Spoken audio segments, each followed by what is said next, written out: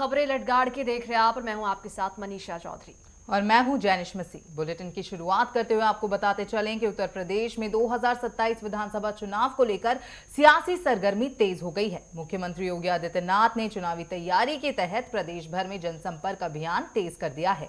और ये भी आपको बता दें कि अगर पिछले 2 महीनों की बात की जाए तो मुख्यमंत्री योगी आदित्यनाथ पिछले 2 महीनों में 100 से ज्यादा विधानसभा क्षेत्रों का वो दौरा कर चुके हैं। साथ ही करोड़ों रुपए की विकास परियोजनाओं की सौगात भी उन्होंने दी है। इस रिपोर्ट में देखिए।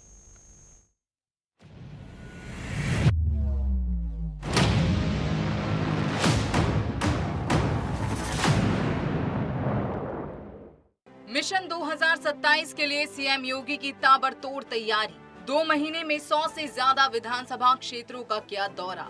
विकास और कानून व्यवस्था पर सीएम की सीधी नजर। उत्तर प्रदेश में 2027 विधानसभा चुनाव की आहट के साथ ही सियासी सक्रियता तेज हो गई है। मुख्यमंत्री योगी आदित्यनाथ ने चुनावी तैयारी के तहत प्रदेश में अपनी मैराथन मुहिम को रफ्तार दे दी है। पिछले 2 महीनों में सीएम योगी ने राज्य के 18 प्रशासनिक मंडलों का दौरा करते हुए 100 से ज्यादा विधानसभा क्षेत्रों में अपनी मौजूदगी दर्ज कराई है। इस अभियान के दौरान मुख्यमंत्री ने कानून व्यवस्था, सरकारी योजनाओं की स्थिति और विकास कार्यों की जमीनी हकीकत का जायजा लिया। बिजनौर से लेकर गाजियाबाद, आगरा, झांसी, मैनपुरी, वाराणसी और गोरखपुर तक योगी की सक्रियता नजर आई। उन्होंने नई विकास परियोजनाओं का लोकार्पण और शिलान्यास किया, अधिकारियों के साथ समीक्षा बैठकें की और जनता को नई योजनाओं की सौगात दी। सीएम योगी की सक्रियता सिर्फ जनसभाओं तक सीमित नहीं रही। जनता दर्शन, संगठनात्मक बैठकों और विभिन्न प्रतिनिधि मंडलों से मुलाकात के जरिए उन्होंने सरकार और संगठन दोनों स्तरों पर संपर्क अभियान जारी रखा है। बीजेपी इसे सरकार के कामकाज और जनता से सीधे संवाद की रणनीति बता रही है। वहीं विपक्षी दलों की सक्रियता फिलहाल सीमित नजर आ रही है। सपा अध्यक्ष अखिलेश यादव की बड़ी रैली मार्च में दादरी में हुई थी, जबकि बसपा प्रमुख मायावती की आखिरी बड़ी रैली पिछले साल अक्टूबर में लखनऊ में हुई थी। हालांकि चुनाव में अभी वक्त बाकी है, लेकिन शुरुआती दौर में बीजेपी ने आक्रामक जनसंपर्क अभियान के जरिए चुनावी मैदान में अपनी मौजूदगी मजबूत करने की कोशिश शुरू कर दी है।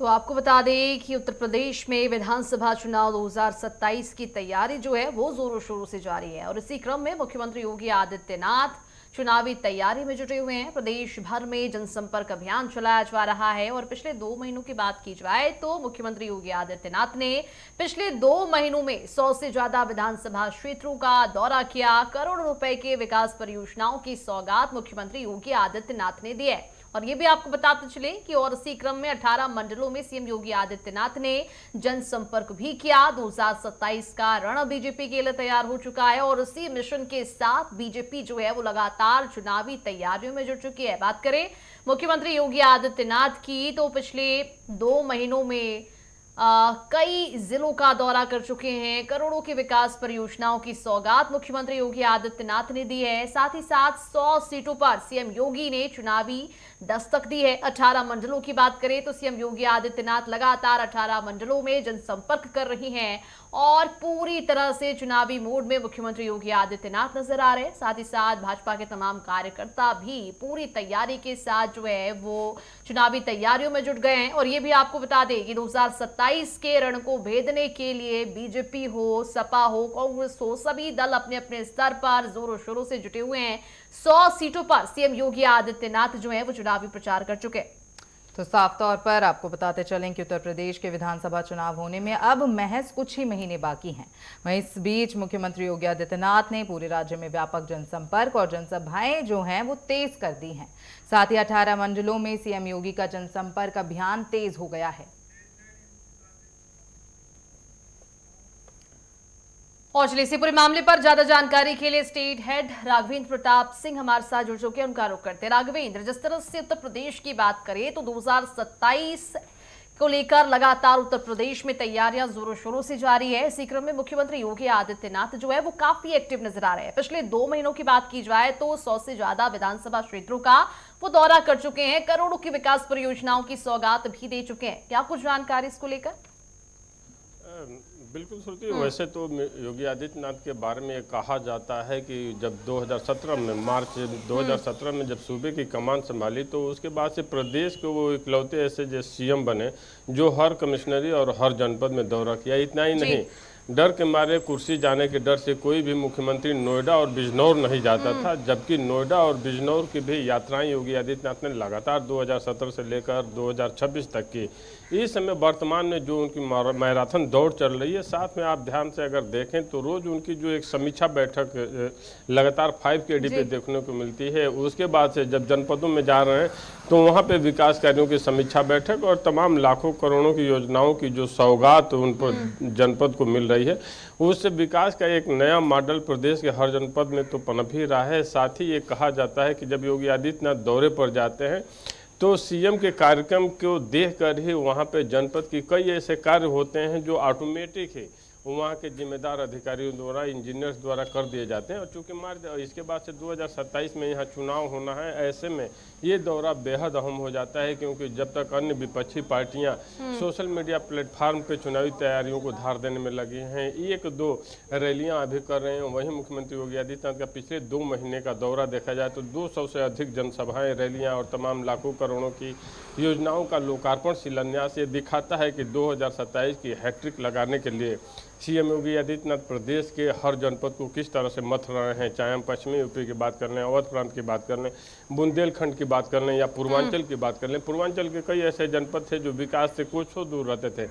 इतना ही नहीं, नोएडा की तर्ज पे गीडा गोरखपुर में बना था लेकिन विकास से अछूता था। लेकिन सीएम योगी आदित्यनाथ लगातार जिस तरह से investor summit, global investor summit, ground breaking ceremony किए, निवेश प्रदेश के रूप में उत्तर प्रदेश को स्थापित करने में सफल रहे, तो आज इंफ्रास्ट्रक्चर का एक जाल तो बिछाई है।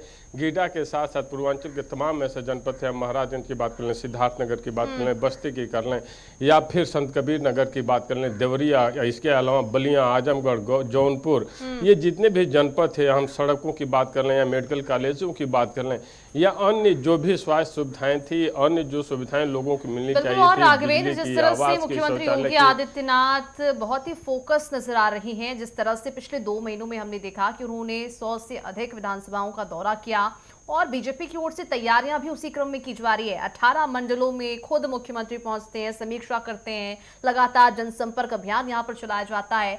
अब सरकार का अगला फोकस क्या होने वाला है?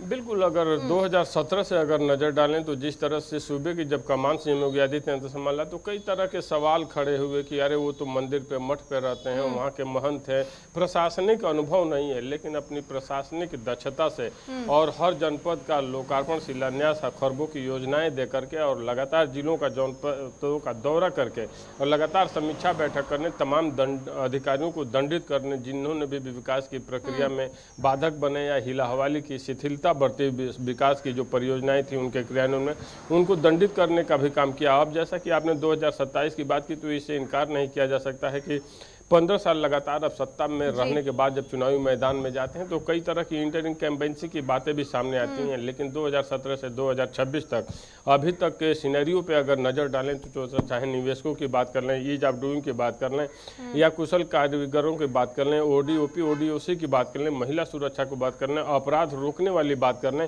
या जिस तरह से यहाँ पे सड़कों का जाल बिछाया, सर्वाधिक एक्सप्रेस वाला राज्य बना, यानी राघवेंद्र देखिए, जब हम बात करते हैं सीएम योगी के कार्यकाल की, जब हम बात करते हैं बीजेपी क्योंकि अभी बनी हुई है फिलहाल 2017 से, वहीं अब देखिए आपने साफ तौर पर कहा कि रोड कनेक्टिविटी बेहतर हुई है बीजेपी की राज में, महिला सुरक्षा बढ़ी है। इसी के लिहाज से अगर बात की जाए विपक्ष की तो देखिए हमने देखा था कि जो लास्ट जो रैली हुई थी अखिलेश यादव की वो मार्च में हुई थी। इससे पहले हमने देखा कि बसपा की अगर हम बात करें तो मायावती की रैली 2025 अक्टूबर में हुई थी। तो इस लिहाज से क्योंकि अब बसपा की ओर से कहा जा रहा है कि वो भी फॉर्म में नजर आ रही है क्योंकि उन्होंने आकाश आनंद को कई बड़ी जिम्मेदारियां सौंप दी मायावती जी ने, तो अब क्या कहा जा सकता है कि कोई भी उम्मीद जताई जा रही है कि बीजेपी में आने वाले 2027 के चुनावों में बीजेपी के सामने विपक्ष टिक पाएगा?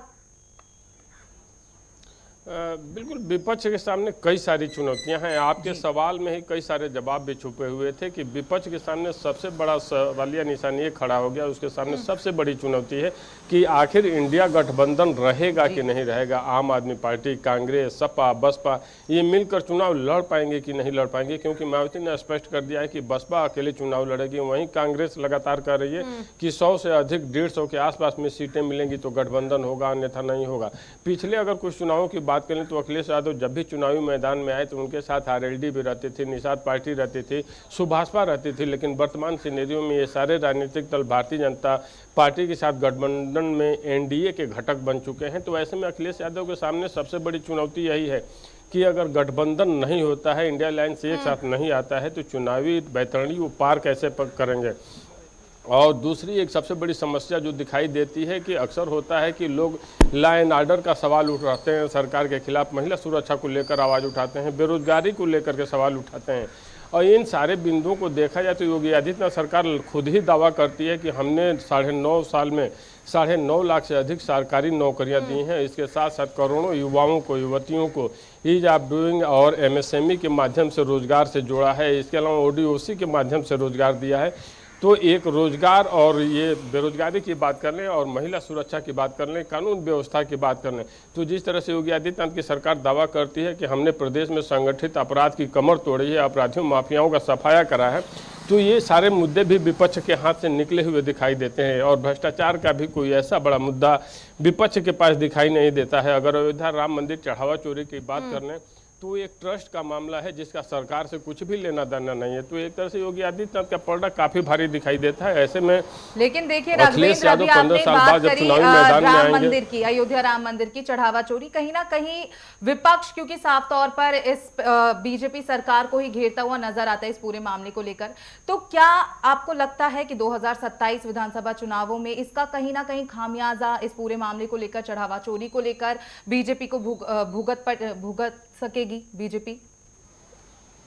बिल्कुल, चढ़ावा चोरी का मुद्दा इतना छोटा मुद्दा भी नहीं है। इसे इनकार नहीं किया जा सकता है कि करोड़ों हिंदुओं की भावनाओं को ठेस पहुंचा है। लोगों ने जिस श्रद्धा से, जिस भाव से, जिस तरह से जाकर प्रभु श्री राम के नाम पे चढ़ावा दिया, जितने हीरे जवाहरात दिए, उसमें चोरी हो जाए ये छोटी घटना नहीं थी। लेकिन जो भी जनता है वो देख रही है कि अगर ट्रस्ट ने अपील की कि इस पर एसआईटी जांच कराई जाए, तो एसआईटी योगी आदित्यनाथ की सरकार द्वारा बनाई गई और सुप्रीम कोर्ट के आदेश पे ये ट्रस्ट बना था। तो जो भी उसमें होने हैं वो सुप्रीम कोर्ट के द्वारा ही होने हैं। सरकार अगर जांच भी कराती है तो रिपोर्ट सरकार नहीं देखेगी बल्कि सीधे सुप्रीम कोर्ट भेजेगी या गृह मंत्रालय भेजेगी। तो अब देखना होगा कि लोगों के मन में चुनाव आते आते ये मुद्दा बन भी पाता है कि नहीं बन पाता है। लेकिन विपक्ष की बात करें तो दिल्ली में संसद भवन से लेकर उत्तर प्रदेश का विधानसभा सत्र भी अब 3 अगस्त से चलने वाला है, तो यहाँ भी अयोध्या चोरी का मुद्दा जरूर गरमाएगा।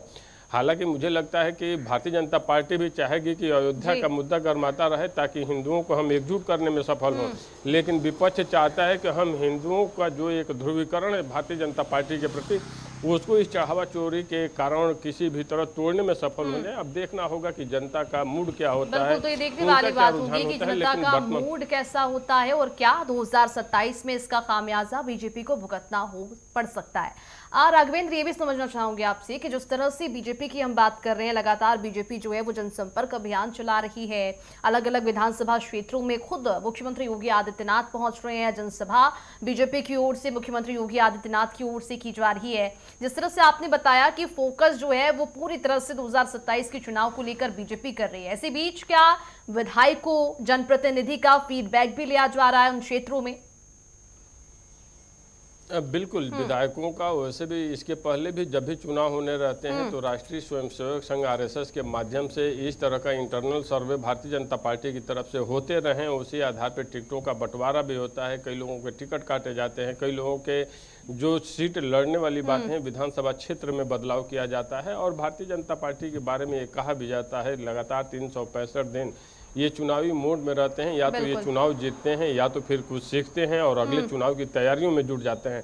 अगर हम विपक्ष की बात करें तो विपक्ष के पास वो जंबो व्यवस्था भी नहीं है। अगर भारतीय जनता पार्टी की बात की जाए तो केंद्र से लेकर राज्य तक इनके पास तमाम बड़े नेताओं के ओहदे वाले नेताओं के मंत्री पद हैं, जिनको जंबो व्यवस्था में जब उत्तर प्रदेश के विधानसभा चुनाव मैदान में उतरेंगे तो इनका चुनाव प्रचार भी बहुत बड़ा दिखाई देगा। वहीं चुनाव आते आते आचार संहिता लगने के पहले ही योगी आदित्यनाथ पूरे प्रदेश को मस चुके होंगे बतौर मुख्यमंत्री। इतना ही नहीं, आप देखते जाइए कि अभी जैसे जैसे समय बीत रहा है, अगस्त से पीएम मोदी के भी तमाम कार्यक्रम, हम पूर्वांचल की बात कर लें, अवध प्रांत की बात कर लें, बुंदेलखंड की बात कर लें, या पश्चिमी यूपी की बात कर लें, या दिल्ली एनसीआर की बात कर लें, जिसमें गौतम बुद्ध नगर, मेरठ, गाजियाबाद, मुजफ्फरनगर ये जनपद आते हैं, आगरा तक का पकड़े हुए, तो वहाँ पे भी पीएम मोदी के कार्यक्रम जरूर लगेंगे। तो एक तरह से कहा जा सकता है कि 2027 की बैतरणी को पार करने के लिए जंबो व्यवस्था के साथ भारतीय जनता पार्टी अपनी हैट्रिक लगाने की बिल्कुल। तो तैयारियों के साथ 2027 की उतरेगी बिसात चुनाव जो है वो उत्तर प्रदेश में बिछ चुकी है। भाजपा की बात करें तो तमाम कोशिश जो है वो बीजेपी की ओर से की जा रही है। खुद मुख्यमंत्री योगी आदित्यनाथ पिछले 2 महीनों में 100 से अधिक विधानसभा क्षेत्रों का दौरा कर चुके हैं। तमाम जानकारी के लिए बहुत शुक्रिया आपका राघवेंद्र।